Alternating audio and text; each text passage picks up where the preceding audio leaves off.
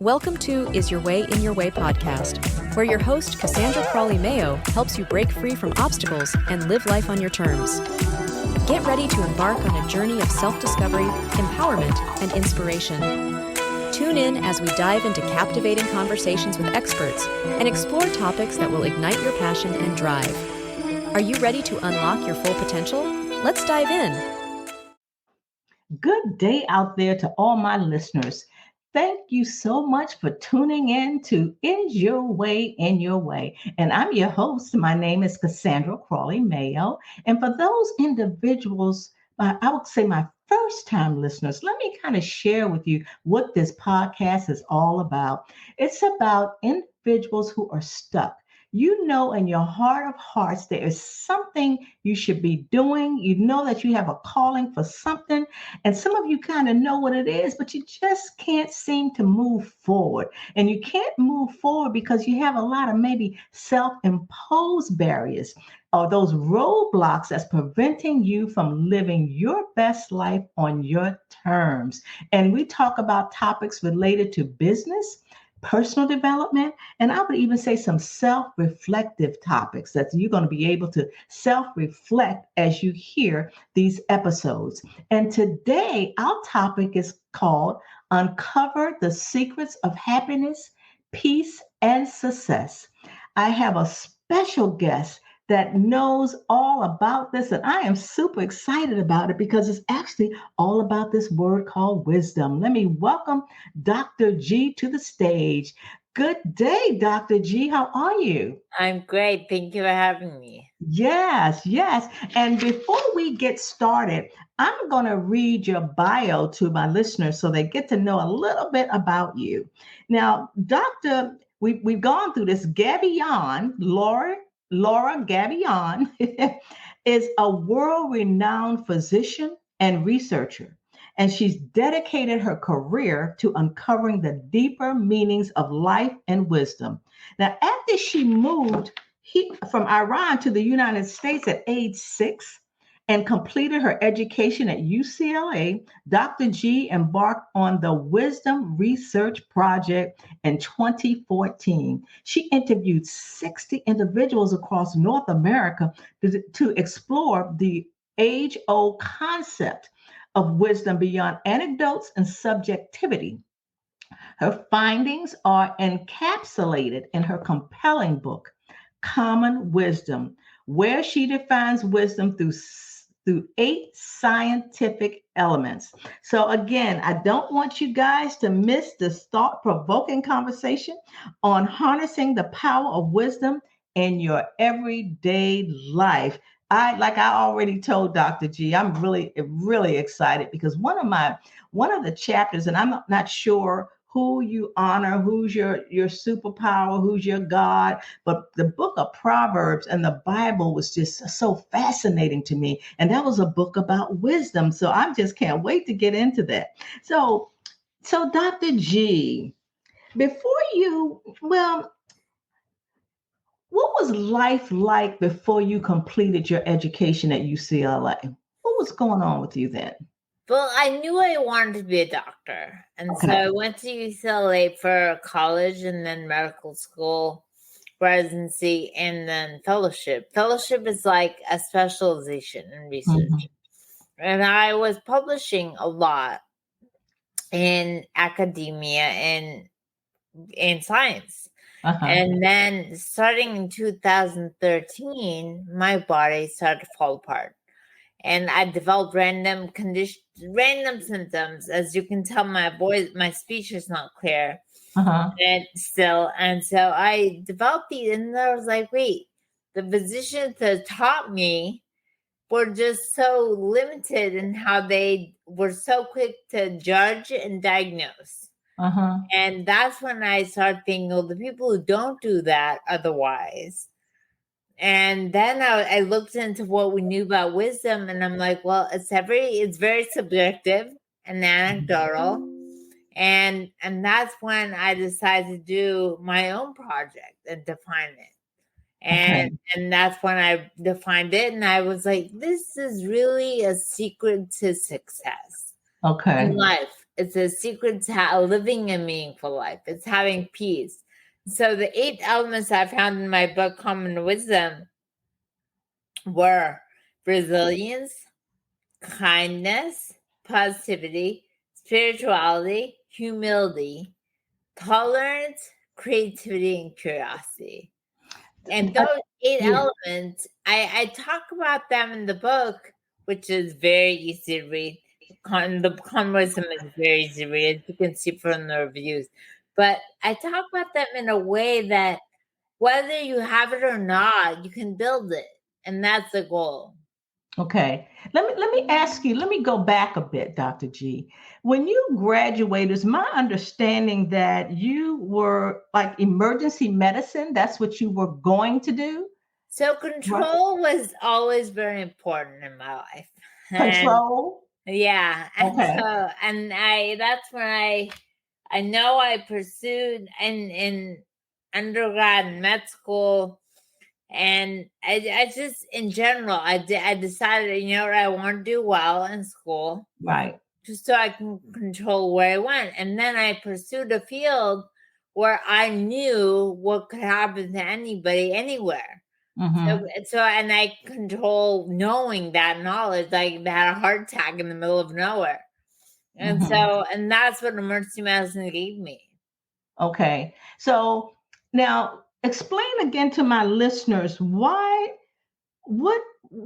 um what triggered you to, I think if I'm not mistaken, you stopped emergency medicine and you started working on this project? So 2013, I noticed that my body was starting to fall apart. Your body. And the physicians I interacted with didn't have a reason. They Mm-hmm. weren't thinking outside the box. And so I would probably say it took me a good 4 or 5 years, 2017, 2018, 19, right before COVID, for me to realize that, you know what, this is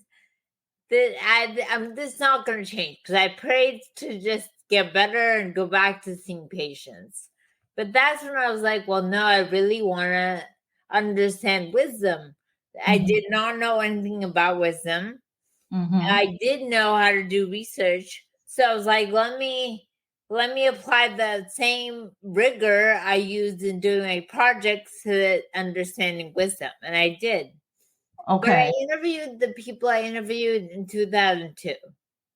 Okay. So 2022, I mean. okay, so what you're saying is because the doctors that were, as you indicate, your body you felt was just falling apart, and they didn't really know why, they were kind of guessing a little bit, and okay. They weren't guessing. I think they were just like limited to what they knew. Okay. So they had a diagnosis like must be this, they had this, it must be that. They weren't willing to consider a bunch of different options. Okay. And that's why you decided to focus on wisdom, because did you think that they did not have the wisdom? I don't know. I mean, I'm not, it's funny. Someone asked me, do you think, in the podcast I did, do you think so-and-so has wisdom? Do you think someone, I'm like, I'm not here to judge. Right. The scientist, I'm just here to tell you what I saw.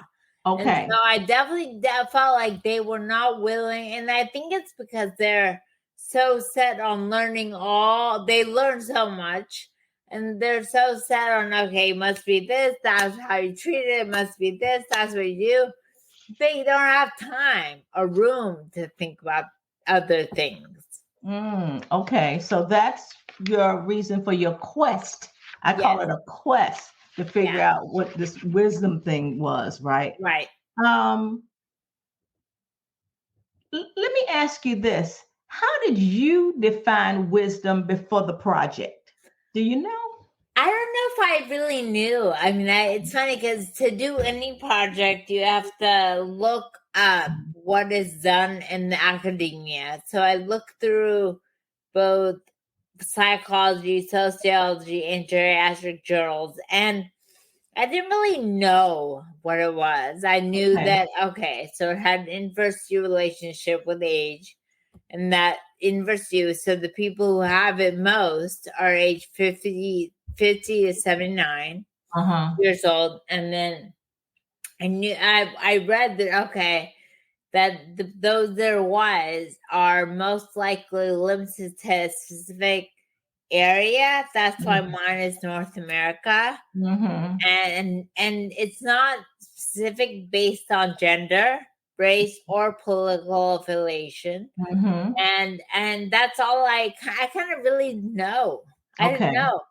Okay. So, and I also understand that your goal for doing this project, it wasn't about the money. No. What was the goal? What was your end in mind for this? No, after I did it, and after I spoke with the people, and as I was writing the book, I was like, wow, this can really impact people's lives. It can change the way they think, the way they are. Someone recently just told me it saved her marriage. I'm like, so that definitely changed her life. So it really can change people's lives. So, and that goal with writing the book and publishing it was that. Okay. All right. So why did you interviewed 60 individuals? Yes. Why 60? Why not less? Why not more? So it's funny because I around 20 or like I had really heard the same thoughts. And you're supposed to, with research, with this type of research, you're supposed to kind of stop when you do hear a lot of the same things. The same things were, despite the negative situation they had encountered, they were in peace. Despite what they had seen, they were happy. And they believed that everything will be okay. And so, but I kept going. I'm a scientist. I'm like, no, 20 years is not enough. Yeah. So I kept going and going, and I just stopped 60. Okay. But I could have stopped. It would have given me the same results as top at like 160 or 600, wherever. Well, how did you find these people? So you look for people that, like you indicated, from 50 to 70 on or something. 79. You figured, they were wise because they were older and they've experienced life. How did you decide who to interview? So I can't, as a scientist, you can't have a say in who you interview. You have to let the numbers tell you. And so I didn't really say, oh yeah, you can do it, you can't. But everyone helped in saying something important, I thought. And you'll see that in my book, Common Wisdom, you'll see that there are different life stories or quotes or things of people in there. And that's important. And so I did end up, we posted on social media. We put it on Nextdoor. Okay. I told every single person I knew, do you know someone wise? Okay. And the whole process of them recommending or nominating someone was complicated because that person had to fall into the age range. They had to set up a time to meet with me. It was complex, but it worked out. Okay. Now, could you share like how many questions did you have? And you asked everyone the same question? I asked everyone. I don't have them here with me, but my book has it in there. Okay. I asked them the exact same 10 questions. And the questions were not, what is wisdom to you? It was more about getting to know them. And what life experiences they've had and getting to know the life they've lived and what's important to them. But it was definitely not about, it's called the Wisdom Research Project, but it wasn't about like having them define wisdom because no one's really going to define it. Right. That's true. That's interesting. So after you interviewed everyone, you talk about these 8 elements. And I'm making an assumption, and I'm certain you'll correct me, did you find those by common themes that individuals had? It was. And so there's 2 types of research, and the type of research we use kind of creates themes. and ideas that they have. And we had over 20 initially, and collapses them into one big theme. Like, for example, the third theme, positivity, had humor in there and also had gratitude in there as well. So people that made gratitude a really important part of their lives, or were really funny during the interview, or felt like humor was important, they got positivity. So that clocks into it. Now, name the 8 elements again for the listeners. So the first one was resilience, and I'll say them in order now. The reason I say them in order is I mean, first of all, it's what's most common. So the first one was most common, and then it was less common. So in the book Common Wisdom, right, the first one is resilience, then kindness, positivity, spirituality, humility, tolerance, creativity, and curiosity.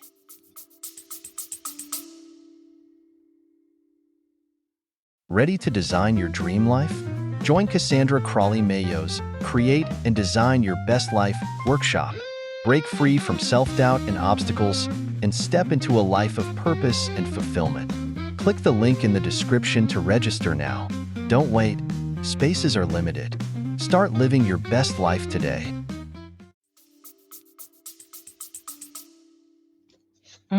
Okay. Now, based on those elements, why are they secret sauce of happiness and peace and success? It's interesting because that's what these people had, despite going through difficulties in life, despite wherever it was. They were very content, and they were happy, and they were at peace, and they were not angry, they were not bitter. They were kind of at peace, and when asked, what's important to them is,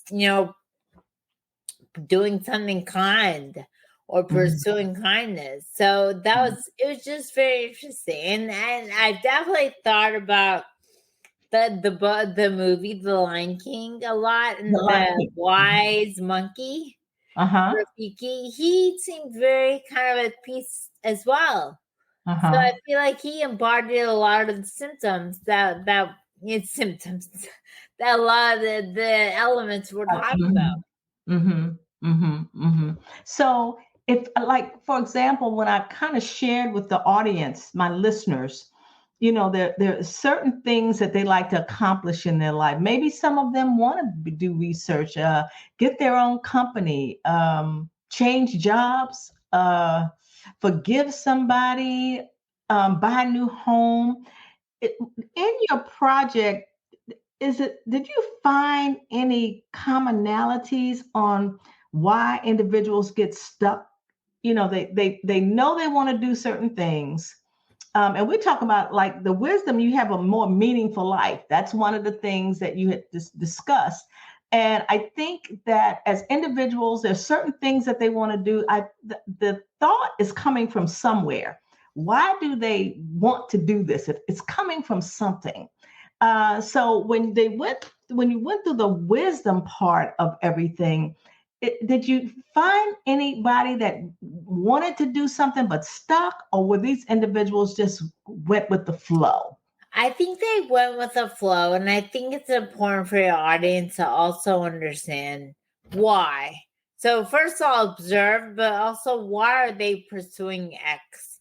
Or why are they stuck? So what is leading to all this? Is there more stuff behind it? And understanding, observing it is really important.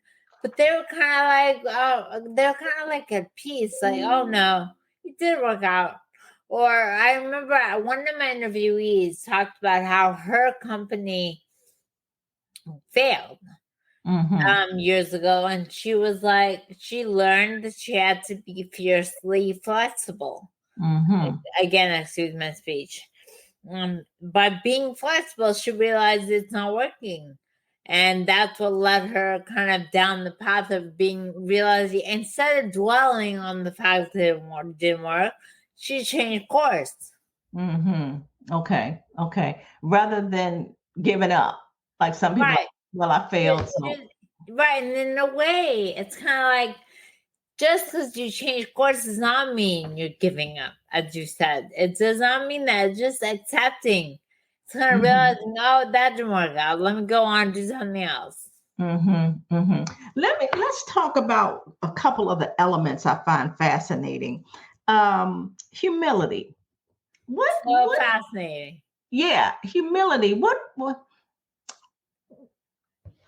What was going on in those interviews that enabled you to see that being humble is an element of happiness and peace and success? The Buddha talked about this a long time ago. I mean, Uh-huh. I think his thoughts for being humble was wisdom, and obviously, I found so many other elements. But I like, for example, when I think about somebody I interviewed, it was much more important to him to talk about the nonprofits he created than the different shows he had managed or produced.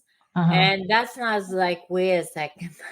He had no regard for those shows, even though he was at Disney for a long time and he was so well accomplished. Or someone actually talked about in my book named Albie. He sold over 100 million. He's a record producer. Records before the age of the internet. Wow. And it's funny because one of the news shows featured him and showed some of the Emmys he's gotten and the records from the Bee Gees or Barbara Streisand, and he could Mhm. care less. It was like Wow. in this garage. And I just got a feel from when I spoke with Albie that, you know what? That was not important to him. And so what was important to him that you got out of it? I got out of it that it was, his family, his life, who he was and who, it was more of the love and the perspective of having people around him that was more important to him. Oh, interesting. What about, even though this isn't an element, but serving, like service? So that went into kindness, Okay. and kindness is my second element. And the reason was because the people did not only treat kindness as something important to kind of pursue, but they were kind to themselves and they were kind to others. Mhm. And they were kind of different respects. They could have been like volunteers or Mhm. 1-to-1, or it could have Mhm. been owning a nonprofit. So kindness was important. Service went to kindness. Okay. Okay. When I look at all of these, humility, um, the resilience, the positivity, I'm reminded of a story in the Bible. I'm going to go back to the Bible, and it was a king by the name of Solomon. And you may have heard of Solomon. He was the wisest individual, as God indicated, he will be the most wisest, if that's a term. But I have to read about him. I've heard, but yeah, yes. very interesting. And there was an uh, a story. Well, first of all, um, in a dream, God had asked him, what did he want, as a king? And he was like, well, I'm so young. My dad knew everything. I didn't know a whole lot. So I guess I'm looking for just wisdom. And God was like, okay, well, we can do that. And God was fascinated that he didn't want to be the best king, win all the wars and all of that. His only thing he wanted was wisdom. And as a result of that, he got everything. He was very wealthy.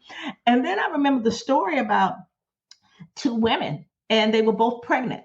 And one of the women, as during her sleep, she rolled over the baby and she died. The baby died. Late that night, went to the other woman that had a baby and took her baby. And the woman whose baby was living, she was like, I know. When she saw the baby, she knew that baby was hers. And of course, she put the dead baby with the other one. So what they did was they went to the wise man. They went to Solomon. And Solomon was like, okay, well, this is what I'll do. I will take a saw or a hatchet and cut the baby in half. And then what happened is the real mother said, forget it. The other mother said, that's okay, cut them in half. And to me, that was wisdom. That was humility. That was like, it's like what you said, common sense, but who would have thought about that? Who would have like, wow, okay, no problem. I'm going to cut this baby in half and then you can have this piece and you can have that piece. So that story, to me, that was an element to me of wisdom, because who would have thought, how would you have solved that issue? So yeah, Solomon, it's a lot of things in the book of Proverbs that encapsulates a lot of these elements that you talked about. So I just want to read it. Yeah, I wanted to bring that out. And Solomon, it started in First Kings, the first book of Kings, but Proverbs is what Solomon wrote, and it's just unbelievable how wisdom is richer than jewels. Oh yeah, and I tell people, or I think in my intro or the beginning parts, what I found is priceless. Yes, it's like something that will stay with you, and that's why in my book Common Wisdom I have a section, which is not common to do, but I have a section of you write in your own thoughts of what something is to you, both now maybe and whatever time in the future, because it's going to change. Like, for example, I was not a very spiritual person. I'm a physician. I'm a scientist. I didn't know what it meant, the divine meant, and we never learned about it. And we learned that if we did believe in it, we were in a way weak, because it didn't make sense. We didn't see it with our eyes. So if you didn't see it, can't measure it, then it doesn't exist. Yeah. And so now, though, I've become much more spiritual. I do believe that my body falling apart was what happened for me and not to me. And it happened for me so I could write this book and I could relay these important facts to the people. So yeah, it's funny because initially I did not think of it that way. Right. And that's one of your elements. Right, it was. Spirituality is one of my elements. I agree. Exactly. And I think for me to get to terms with it, and you're right, I can't see it. So so it can't be, because I don't see it. But then I remember when I have a headache, can't anybody see the headache, but I can feel it. So that's the way that I guess saw things, but yeah, it's based on how you grew up and what you believed and all of that. So when you came from Iran, what was the lesson you learned by coming from a different country to the U.S.? Yeah, I don't know if I learned anything. I was so young, but I think that upbringing and having done the project taught me what the second element was kindness, right? And I did not grow up with kindness. It was not something that was revered in the Middle East. It was viewed as weakness. And as now when I look back, I'm like, these people are so kind. And yet it's something that was surprising because it's not something that was ever on my radar. Wow. That's amazing. So those types of what do I call them? I don't want to use the word elements, but for the sake of using it, all of these things that you share, many people may take for granted. And I did. I took my health for granted. I assumed you can go walk a dog and you can go for a walk. It's something, and now I can't do that. So yeah, I think a lot of people will take it for granted. But I like, for example, the last two elements, creativity and curiosity. I remind people, I'm like, oh, you have people who focus on creativity. I don't have it in you. I'm like, no. We all were creative and curious at a point. I think about when you were a kid, right? You can take the most random bed sheet. Yeah. On something, turn into a fort. So you have it in you. It's a matter of how much of it is important to you and how much of it you bring out. But yes, you are a creative person. So when people think I don't have it, it's a way of taking it for granted. I agree. Right, exactly. Now, you came here, US, when you were 6 years old. I don't know when you indicate your body started falling apart. I don't know at what age that was. Um, did you ever find out during this project what was going on with your body? So I went through a few misdiagnoses, but yes, I think I've gotten rid of the chronic Lyme disease. But again, same thing. People did not assume it because I'm on the west coast of the States, and they're like, well, we don't have Lyme disease there. Anyway, so and Lyme does affect the joints and the brain. So it affected my joints and my brain. So, anyways, so I'm in the process of working on that. Okay. Yes, I Okay. did find out it was that. Okay. Okay. Do you think, well, this is probably a mute question, but I'm like, if it were not for that, as you mentioned earlier, this project would not have taken place. I thought about this over, and this is why I believe things happen for you and not to you. And it's a really weird way to think about whatever's happening is happening there for your greater good. And I would have, if my body was the same, Yeah. I would have continued to be in your doc, working. It's similar. I was just done the same thing. Right. Yeah, and there's no way I would have pursued this. Right. Okay. Wow. And that's a different way and a very creative way of looking at it. Yeah, it's been a gift. See, that's great. I don't feel it like I'm suffering, but I definitely know deep down, of course, it's a gift. Right. Okay. And that takes me back to the title, The Secrets. You called it the secret sauce of happiness, peace, and success. And it's all about your perspective and how you see things and those elements that you mentioned. Now, I saw you on television, and I know your book is a #1 best-selling book. And where has doing this, because I believe also that you at this time are living your best life on your terms. And I say that because you are at peace. There are problems. We all have problems. We're all going to have problems, but you may even define where you are today as being successful. It's success for others that kind of get a deeper, meaningful understanding of the things that you have accomplished.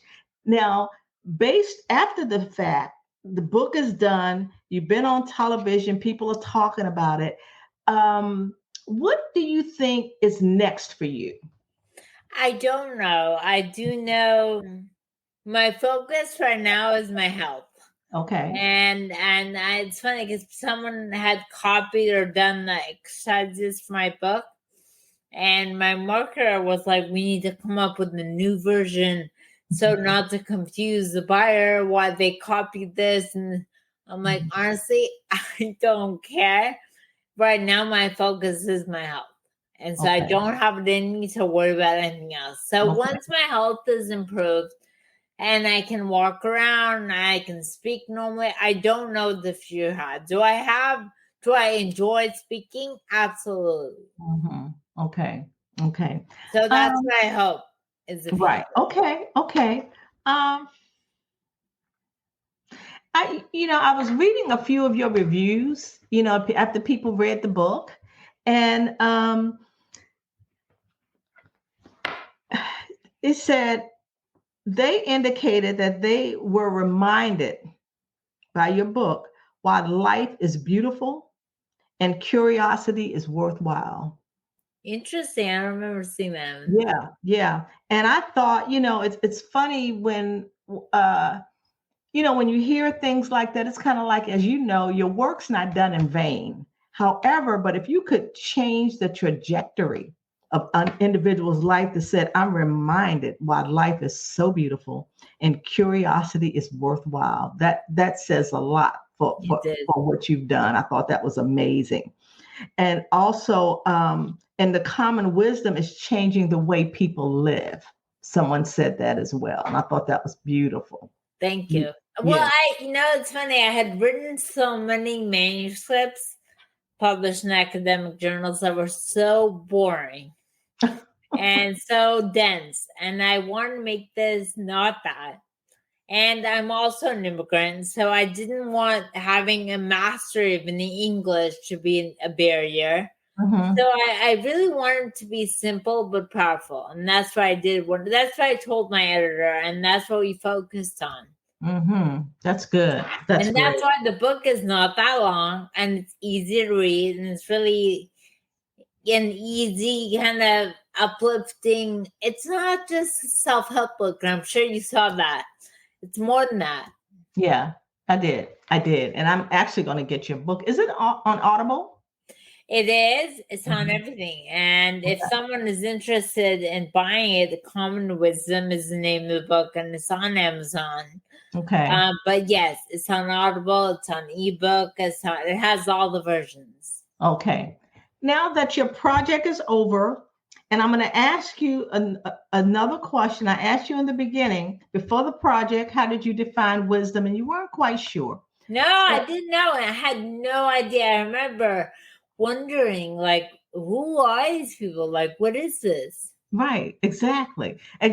So now that you've done this project, how do you define wisdom? Oh, I definitely feel like it's those 8. Because everyone, like, for example, I quoted Albert Einstein a lot, I think, or a few times. But he's like, and he was so humble. He's like, there's nothing different between me and someone who's just overly curious. Mm-hmm. Just overly curious. I don't know, there's a difference. But he was very humble. Yeah. And curious, of course, but he was very humble. Right, exactly. So I would definitely define it as those 8. Okay, great.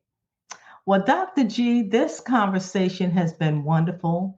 I encourage my listeners to purchase your book. When you look at the reviews, you were like, wow, I can't wait to read this so I can be curious and see life as being beautiful and change my perspective about things that happens to me in my life. That is priceless. Just like wisdom, it's just priceless. And it's interesting, even in the book of Proverbs, when they talk about wisdom, I don't know the answer, but they always define it as she. She, S-H-E. When they define wisdom, they say she did this, she did not. I found that fascinating. I'm not sure. Similar to Mother Earth, right? The Earth we call as a female as well. Okay. So I think the idea, I think it has that sense of taking care of you. Mm-hmm. And the Earth does. So I'm sure, embracing that does as well. Yeah, that's awesome. I like that, the nurturing type. I like that. That's my answer for now. I love that. So as we wrap up this podcast, uncovering the secrets of happiness, peace, and success, which is resilience, kindness, positivity, humility, creativity, spirituality, curiosity. Did I miss one? No, 1, 2, 3, 4, 5, 6, 7. I think I got them all. I think you got tolerance. Tolerance. Oh, that's a good one. Tolerance. And boy, do we need that. So listeners, for those of you who are stuck, in your heart of hearts, you want to do something, but you just can't do it because of those roadblocks. I encourage you to get Common Wisdom, to get Dr. G's book. And I have a feeling that it's going to change some things in your life. And Dr. G, thank you so much for your wisdom, your contribution to the world, for those who want to receive it. Like, everybody won't read it, but the right person will read your book, right? Right. Yeah, exactly. So for my listeners, if you believe that this podcast was just right on time, I ask that you share it. You replay it over and over and over. And again, I thank you. Bye for now, all my listeners. God bless you, and I love you. And thank you again, Dr. G. Yeah, of course. Thanks for having me. Yeah. Hey, thanks for listening. If you've been enjoying our empowering conversations, make sure you don't miss out on future episodes of Is Your Way in Your Way podcast. Stay in the loop with all the latest episodes. Join our mailing list over at CassandraCrawley.com. And before you go, hit that like button, share with your friends, and subscribe now. Until next time, let's get ready to live your best life.